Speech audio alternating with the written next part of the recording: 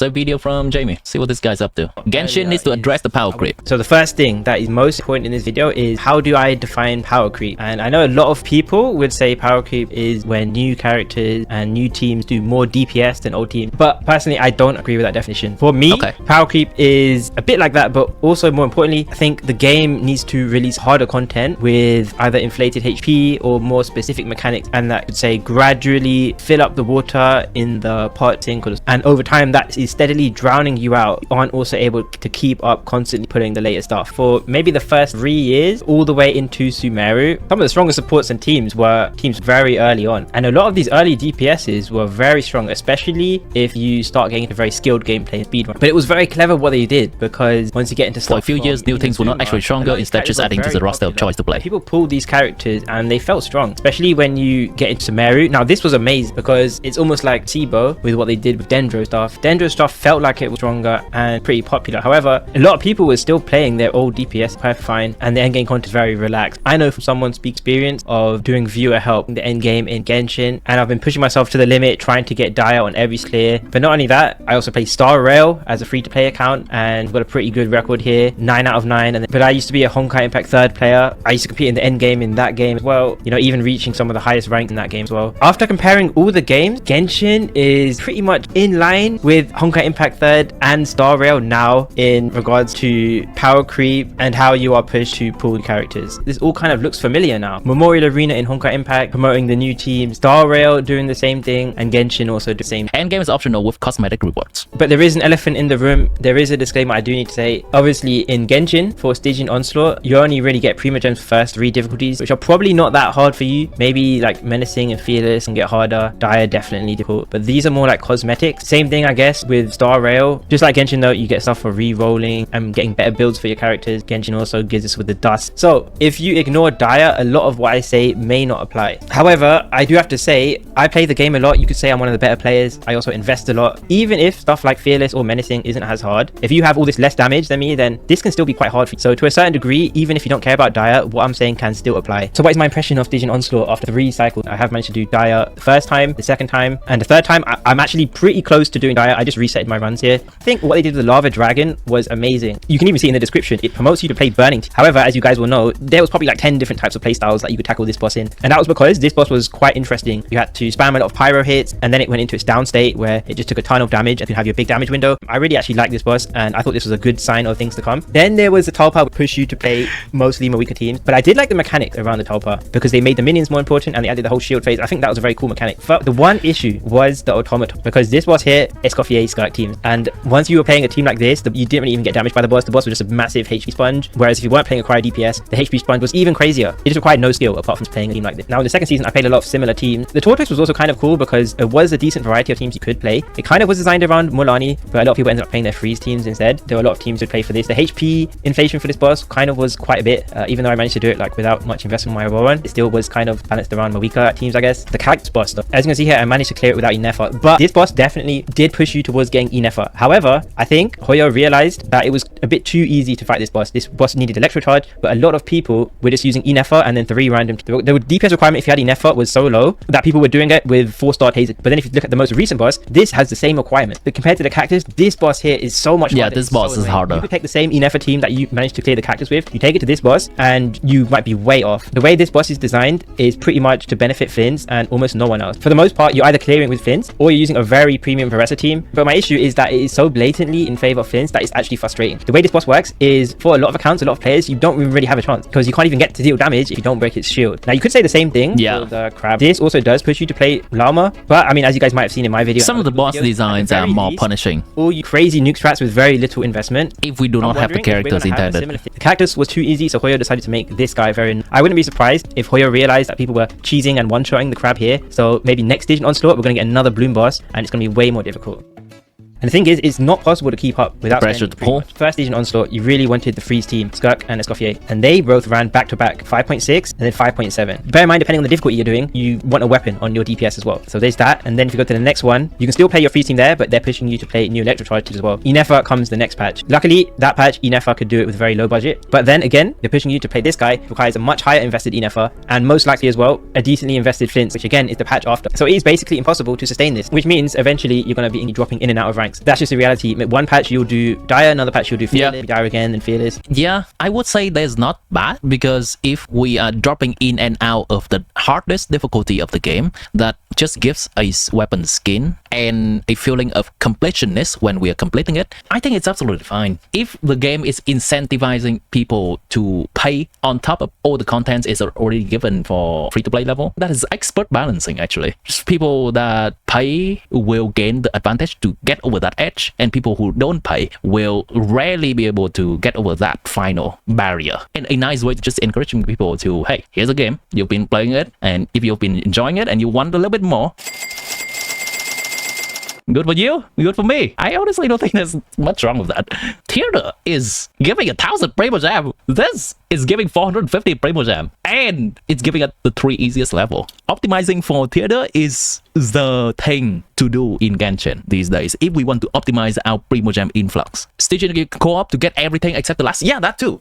Even if we don't have a good build to get the Primogem from this, we can co-op to get the Primogem from this. It's very much a play if you like it kind of deal. The Feather are kind of inconsequential as well. One patch, if we get 2 extra Feather, we can reroll 1 Sand or Goblet or Circlet, and that's it. That's 1 patch. We can reroll 1 more time if we clear both difficulty 4 and 5. I mean, it's nice. I would be coping if I say it doesn't do anything, but it's rerolling 1 artifact. Sometimes you're doing Fearless, sometimes you're doing Menacing, Fearless. And things again, that reminds me of Honkai Impact. You know, Honkai Impact, if you weren't regularly pulling for every single banner, sometimes you'll be in Nirvana, other times you'll be in Red Lotus, Nirvana, Red Lotus. If you're looking at Star Rail now, maybe now you're able to do well against this boss because you have the new Evernight team or the new Pastoris team. But maybe next patch, you're going to go down some slots. Again, the only differences with these games is Honkai Impact is a PvP game. But the other issue, and why I'm happy that I waited... Wait, hold on. He's talking about it. PvP. Exactly that. You have pretty good investment every single patch in Stygian Onslaught. In the other new game mode, Imaginarium Theater, you're being pushed in the other way. Or more specifically, it's the Lunar mode Imaginarium Theater, where you have even more characters. I still don't like to say that Imaginarium Theater requires horizontal investment, because the minimum you need is level 70 characters, which I wouldn't say counts as investment. However, you still need a lot of characters. For example, here on my account, I pretty much just barely made the cutoff. The hardest part of this mode is not even the difficulty of the mode, it's having enough characters. So I did use a supporting cast to bring in Inefa, which means I technically had 2 characters to spare, I guess, Razor and Lisa. But I've been playing since launch, and I was 2 characters over. And also, this is Hydro and Electro, which I guess are 2 of the more popular elements. What happens if we also have Geo, which a lot of people won't have characters, but if you get like Dendro as well, maybe stuff like Anemo, you're not going to have that many characters. And again, if we look at the reward preview here, what do you get from the final mode? I think it's the Sanctifying Elixir. You get some of these cosmetics here, I guess, which don't really matter. It's like some persona thingy, whatever. Sorry, hold on. There's a slight discrepancy here. So the cosmetic or the weapon matters, but this cosmetic doesn't matter? Hold on.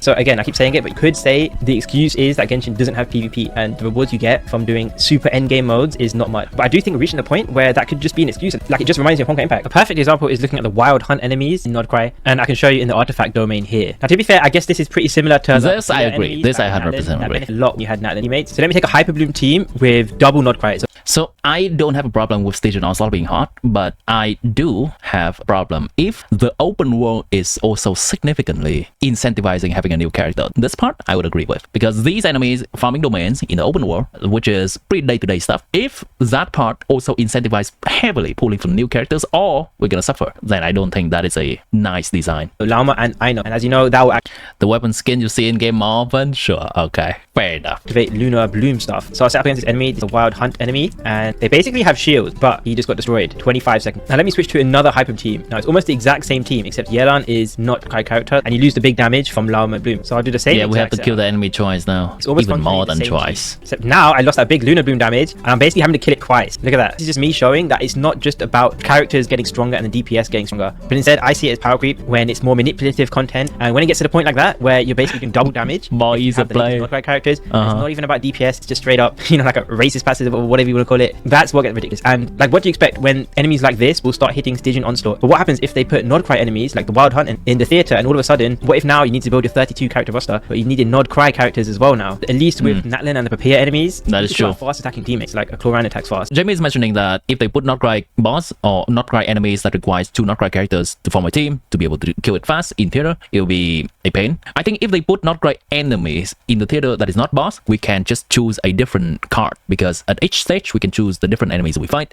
But if there's a boss, and that's gonna be a problem. I would say if they are putting some not great enemies that requires 2 not great characters before Colombina release, that would be too much. But if they put it when Colombina release, at least now a lot of people would pull for Colombina, which is quote unquote the Archon of the region, and they have Ino, which is free. Then at that point it's okay-ish, and then it's still hard because it's RNG gated whether we got those 2 or not. Not great bosses are can also be brute force. They can, but we are basically killing the boss 2 times, exactly like this. Now we have to fill its HP bar again with the grating, reduce its max HP. You see, Flint and Yelan are on banner, and before all this power creep stuff, you know, Yelan was very popular and a lot of people were getting her. And of course, you know, if you don't care about min-maxing endgame, you can still get her. But there is a lot of FOMO pressure to pull for Flint. But the thing is, it's not even just you get Flint and you win versus this boss. You need a well-invested Flint. The minimum I've seen of Flint clear this final boss is a 2-cost Flint. So Flint and Inefa. You don't need his weapons, but you needed those 2. So Flint does seem like the investment they're trying to push you to. But at the same time, the content is changing every patch. Flint might seem like the correct investment if you care about the meta, but the Flint's shield could be over very soon. Maybe he'll still be good for bosses next patch, but the patch after, who knows? I mean, Skirk came out here, and the patch after Skirk came out, was this really a Skirk boss? Not really. And is this a Skirk boss? Definitely not. Which brings me to the final discussion. So if there's more pressure, are they actually giving us more pulls in return? So this is the Genshin bookkeeping spreadsheet, which someone has very graciously, Sectoid Folder has very graciously been keeping track since 1.0, which is crazy. These are the Primogems you can get per patch from commissions and the free battle pass, the endgame content, the shop, events, permanent content, and the Apologems and stuff. I think it's pretty consistently around the 80 mark. It does say here for the end game, so if you are worried about Stygian and Theater, maybe you're getting 3 more pulls per patch. But I mean, the general trend is the same. But the new endgame modes came out towards the end of this, so I can't really say. But yeah, in general, this doesn't really seem to be going up. There also used to be a lot of people doing 4-star only stuff with Abyss that was very popular for years. And you can ask all of them, like over time, it's getting less and less realistic. Same thing as with Star Rail, less and less possible to do with 4 stars. In fact, Star Rail barely even has 4 stars. But yeah, this is just my opinion. I mean, you let me know if you agree. The thing is, I was hesitant on making a video like this because from my experience, a lot of people who make videos like this, they do come across as like Doom posters who have no idea what they're talking about. Maybe they don't even play Genshin. A lot of these guys are just looking for drama to farm, which is again why I did want to give it a few patches to just really see how things were shaping up. And yeah, for me, as someone who has been playing Genshin since launch, has been doing theory crafting and a lot of gameplay stuff, maybe this comes across less Doom posty and more of just my opinion, the state of the game. And yeah, I still enjoy playing the game. I did not notice this. It feels a little bit rude for whenever his camera to appear and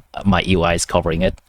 Is this something they can fix in the future? As we've seen with Star Rail, you could say they tried to fix it by buffing old characters, but we haven't really had an update for that in a long while. So who knows how they decide to handle this in the future. I hope they do address this in some way. Maybe it's not in buffing old characters, but maybe in another way. But yeah, thanks for watching, guys. Hopefully you enjoyed the video. Okay, so I appreciate Jamie's opinion. There is a little bit of a fundamental difference between how I view Stygian Onslaught difficult content with how Jamie viewed difficult content in Stygian Onslaught. What he said, I think endgame is optional, and it's absolutely fine if die is not doable if people do not pay. I think it's also fine if difficulty 5, which is fearless, is not doable if people don't pay. It's not that I want to gatekeep, but I think it is okay if Hoyoverse decides to balance their game that way as an incentive for people to pay. And if it works for them, it works for them. I don't have a problem with it. Stygian Onslaught, Primogem is obtainable with co-oping anyway. What we should be gunning for is building the characters for theater. It gives 1,000 Primogem, by the way. And that is the meta right now. I believe that's just the difference in what I believe is important in Genshin and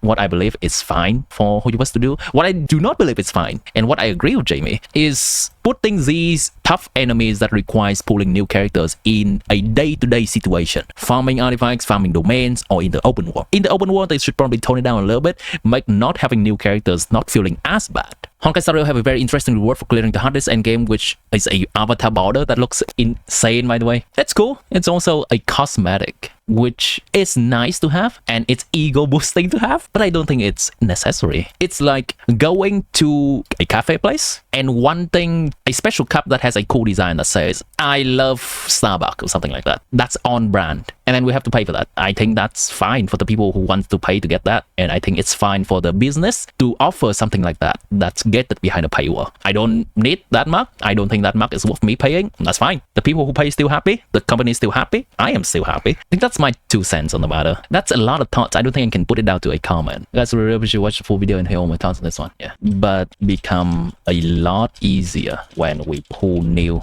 characters. It's not okay.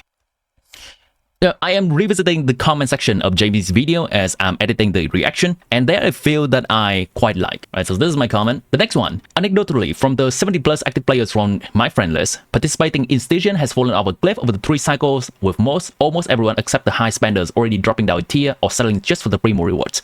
I think this is having a similar sentiment to what I was saying. There's no incentive to do it, so people just play something else that's fun for them instead. This though, I'm glad that you briefly mentioned that people use poor rewards as an excuse for the direction the game is taking. It's exactly contrasting the previous one. We love to see different opinions here. It's been extremely frustrating seeing a game I used to love so much go down this route and having people telling me that it doesn't matter because there's no primos locked behind it. That's not even a statement that I fully agree with either, since Abyss itself has a massive spike in difficulty. This I agree with. I know this video mostly focuses on Stygian and IT, but I believe Abyss deserves a mention as well. Tried doing a fully C0 Prefontaine Abyss clear and it was extremely eye-opening how much Powercreep and shielding has actually been affecting old units. It's just hard to see because many of us pull new supports for them, but ultimately that means we're still playing into Hoyo's goal of pulling for new stuff instead of letting us have more freedom to play what we want. Enemy designs even in Abyss have been more unforgiving as well. We went from soft suggestion to play electro bosses like Simon to a boss like Bloomcrab that literally kills you for not bringing any Bloom teams. Very disappointing to see that it has come to this. That is a very valid opinion and gives me some pauses to think about Abyss as well. More of a similar idea. This comment mentioning Cactus and Shock Trooper, the difference is very big, echoing the opinion. Okay, this is a comment that I really like and resonate with. My biggest frustration with the Powercreep and greedy tactics isn't losing out on a cosmetic I don't even like. It's the game losing what made it fun for me. I love several things about Genshin, but a big one has always been the combat system. I found it really fun to clear things with off-meta teams and fight fun enemies, but I feel starting in Fontaine, getting worse in Natlan and arriving at its natural conclusion in Outcry. Enemies are just designed to punish you for not pulling correctly first and foremost, with the combat experience being the last consideration if it's even considered at all. The Bloom Crab and the Flame's Shield Fatui guy and the Freeze Shield robot are all egregious examples of this. There's nothing there. They mainly stand there waiting to die with the occasional attack you dodge, and if you pull the way Hoyo want you to, you steamroll the enemy and get a free win, and if you didn't pull correctly, you just suffer because no matter how well you optimize and how perfect your rotations are, it's just never gonna happen. It feels like such a betrayal to everyone who actually enjoy the combat in Genshin, and it just keeps getting worse and worse. As someone for whom doing Abyss 20 to 30 times per rotation with different teams was a massive source of enjoyment, I cannot find the motivation to even do any endgame more than one single time. It's just sad how they've got to this game because they are greedy and want more money. This resonates a lot with me. Some of the bosses that I enjoy more are the bosses that has multiple different ways to beat them. I enjoy replaying, it's fun, and finding ways for my viewers to help them clear the endgame that at the first glance doesn't seem possible. That's a lot of joy for me, putting the puzzle pieces in place. See what Jamie says here? Thanks for the comment. I also really like off-meta teams and finding solves, although I'm not sure it's entirely about money since Genshin has already been at its peak and has always made a lot of money. I think it could also be a change of leadership direction and whoever coming to leadership wants to run this more aggressive Powercreep strat. Okay, so more regarding the last sentence. It's just sad to see the fun of Genshin, which was using different teams being taken away for shield enemies. At the very least, Honkai Star Rail gives you free top meta characters occasionally to round out the roster. When Pure Fiction came out, it made Hota and Himiko 2